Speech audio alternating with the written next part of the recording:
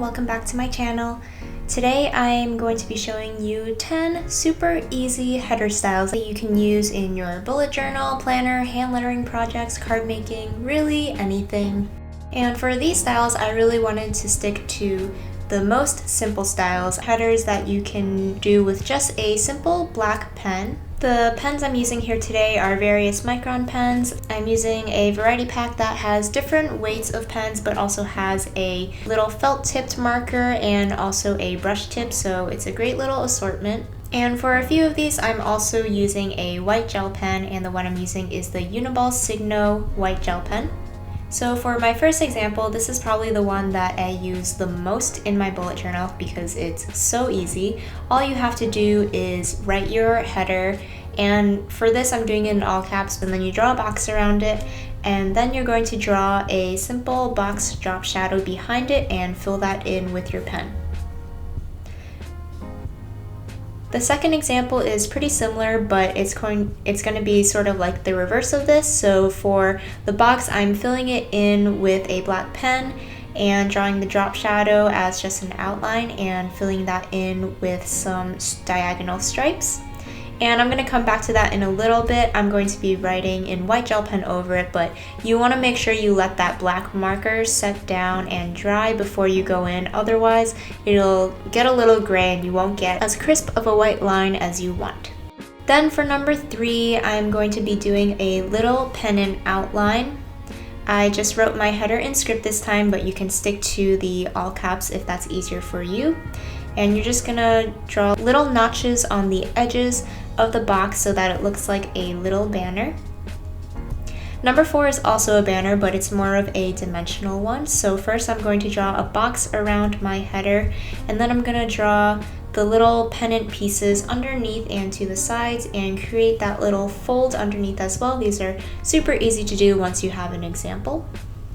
Then for number 5, I was inspired by sort of like Scrabble tiles. I'm just drawing a couple of boxes for my letters and then writing my letters inside of them and then creating a drop shadow around those boxes and filling that in.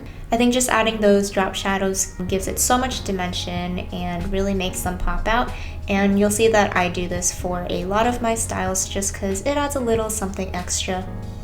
Now I'm going back to number 2 and just writing in my title with my white gel pen. For number 6, I'm going to be writing my word in lowercase and kind of just spacing it out a little bit and making the letters go up and down and changing the baseline of them. Then I'm going to go around it and draw sort of like a loose outline around it so it looks almost like a cloud. And then again, I'm going to do a drop shadow around this shape as well and fill that in with my marker.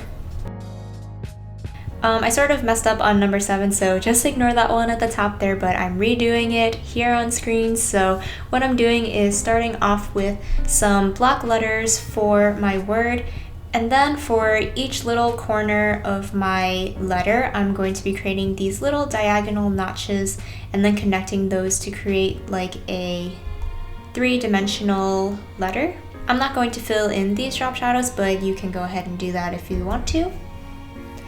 I'm going to start number 8 the same way with those block letters, but this time I created these shadows with diagonal lines, but I didn't create an outline for the shadow this time. For number 9, I'm starting out with one of my thicker pens. This is my graphic micron pen that has a thicker felt tip, and I'm writing my word in skinny all caps. And then I'm gonna go in with a thinner marker and just double up on some of those strokes to the left and the bottom so that it creates almost like a very thin shadow. Then for number 10, I'm again writing in my thicker felt tip pen, and I'm gonna create sort of like this whimsical lettering style where my letters are all different sizes and again shifting the baseline of them. And then to the downstrokes, I'm adding an extra little stroke with my pen so that it looks a little bit thicker there. And that's just a really fun and easy way to switch up a normal alphabet, but it also adds a little bit more weight to it so that it looks more like a header. Then as one more little touch for this style, I'm taking a thinner pen and adding little strokes to the edges of my letters to create these serifs. And that's it for my 10 super easy header styles. I hope that you guys found this helpful, and I hope that you'll practice these. I'm planning on doing more of these lettering style series, so let me know what kind of styles you want to see. If you want to see more brush lettering styles or maybe styles that use color, let me know in the comments below.